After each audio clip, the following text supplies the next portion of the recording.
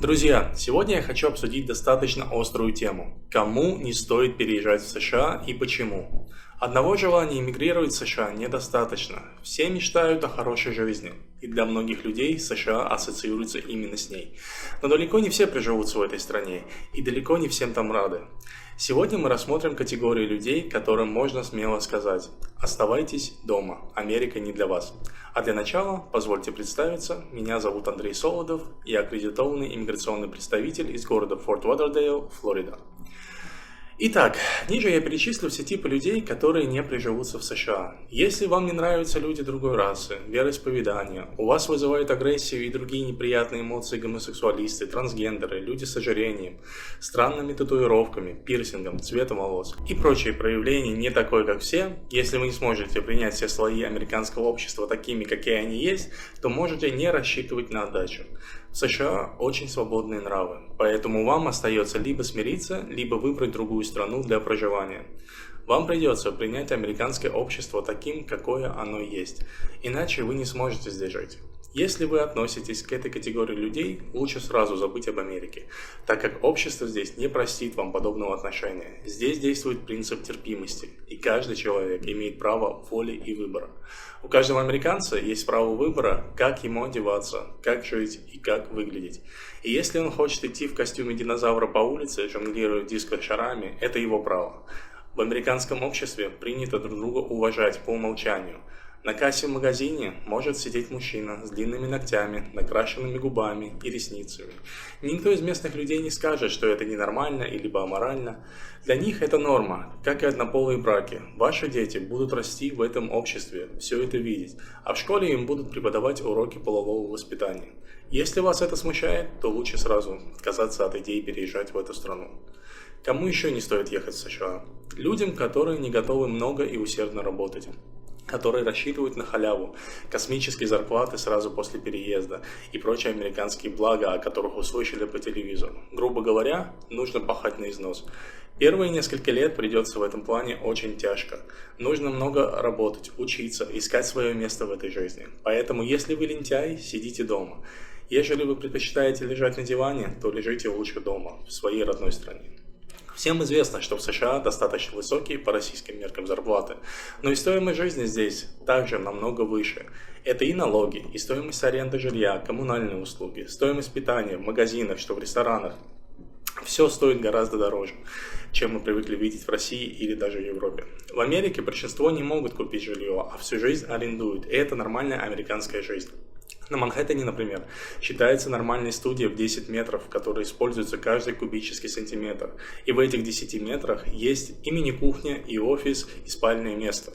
Все это чуть ли не совмещено с каким-нибудь душем. И все услуги, любая консультация любого нормального специалиста, будь то бухгалтер, налоговый консультант, адвокат, только за деньги, только за реальные живые деньги от $100-150 в час. Про стоимость медобслуживания вообще промолчу. Здесь без страховки не обойтись, и то будете еще доплачивать при разных обстоятельствах. То есть, чтобы хорошо жить в Америке, надо пахать и хорошо зарабатывать. Не $10 в час. Также людям, которые не готовы платить достаточно высокие налоги со своего дохода. Заплати налоги и спи спокойно. США – это страна, где от налогов не убежишь. И, как говорят, тут проще убить человека, чем не заплатить налоги. А если попытаешься уклониться от уплаты, то можешь попасть на скамью подсудимых. Да, в США высокие налоги, и все их платят. Тут даже обсуждать нечего. Поэтому, если вы не готовы платить достаточно высокие налоги со своего дохода, то лучше вам оставаться там, где вы сейчас живете. Люди, склонные к нарушению законов. Закон есть закон. Договориться за взятку не получится. Напомню, в США перед законом все равны. Даже публичным и всем узнаваемым людям выносится наказание аналогично простому рабочему. То есть поблажек здесь никому не делают. В США очень высокие штрафы и более строгое наказание за, например, вождение в нетрезвом виде и так далее. Поэтому, если вы привыкли, что за нарушение на дороге вы можете договориться на месте или оплатить сравнительно невысокий штраф, или вы думаете, что законы для дураков, то в США вам не место. В США за пьяную езду вы 100% лишитесь прав. Вас ждут обязательные курсы анонимных алкоголиков со штрафами за пропуски, экскурсии в морг, обязательными общественными работами, штрафами в несколько тысяч долларов. Неважно, кто вы, голливудская звезда или обычный работяга, перед законом все равны. Люди, которые хотят рассчитывать на своих знакомых и родственников. Этот пункт еще можно назвать так: «Моя жизнь, мой выбор, моя ответственность». Переезд – это, во-первых, всегда выход из зоны комфорта. В новой стране, в новом городе у вас вначале не будет много близких, друзей и знакомых, кто может прийти на помощь или оказать какую-либо поддержку. Не на кого положиться, кроме самого себя. Здесь вы в полной мере берете на себя ответственность за свою жизнь и свои решения. Если вы к этому не готовы, и вам всегда нужен запасной аэродром, куда можно прийти и сказать «не получилось», то не приезжайте сюда. В России, если у вас совсем ничего не получится, вы можете вернуться к родителям или пожить у друзей какое-то время. В Америке вам придется свыкнуться с мыслью, что пути назад нет, и в случае неудачи вас ждет палатка под мостом. Когда ты понимаешь, что только ты ответственен за свою судьбу, что на твоем пути не встанут коррумпированные политики или органы, то открывается огромное количество возможностей, и ты фокусируешься на важных вещах. Люди, которые ненавидят США и американцев. Вам придется здесь очень тяжело. Вас здесь будет бесить все и раздражать все.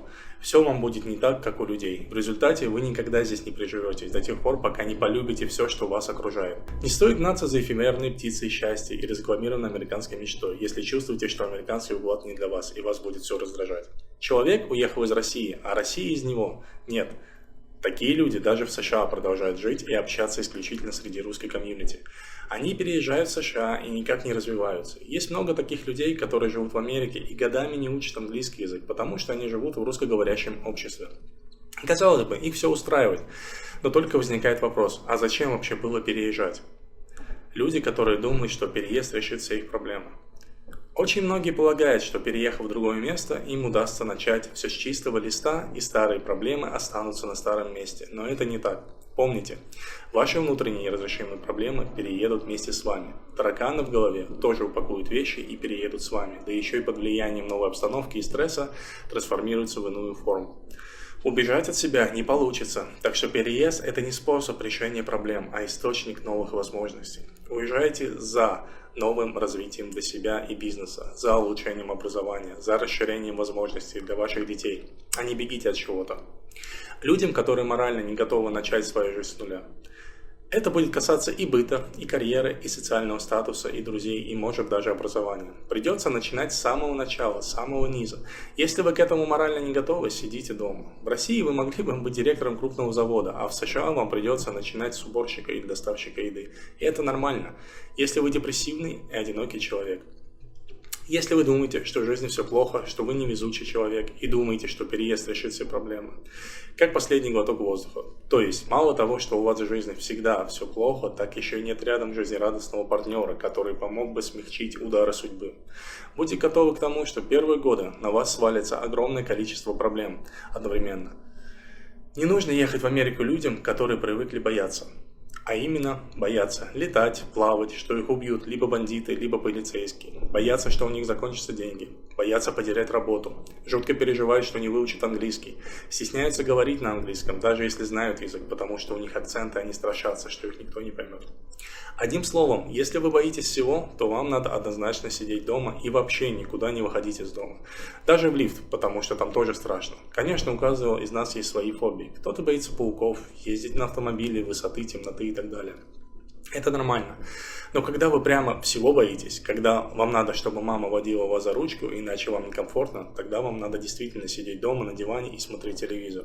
Если вы не можете самостоятельно разобраться, как заполнить заявку на участие в лотерее грин-карты. Здесь я, конечно, сказал образно. Речь идет о тех людях, которые не умеют самостоятельно искать информацию и разбираться с документами. Если вы с самой первой элементарной задачей не можете справиться, даже при наличии на сегодняшний день подробнейших инструкций на YouTube и прочих информационных порталов, то остальные проблемы, которые вас здесь ждут, вам просто не одолеть. На этом сегодня все. Если вы нашли себя хотя бы на одном из пунктов, о которых я говорил в этом ролике, то советую задуматься, а стоит ли вам переезжать. Вы сэкономите кучу времени, своих денег и нервов.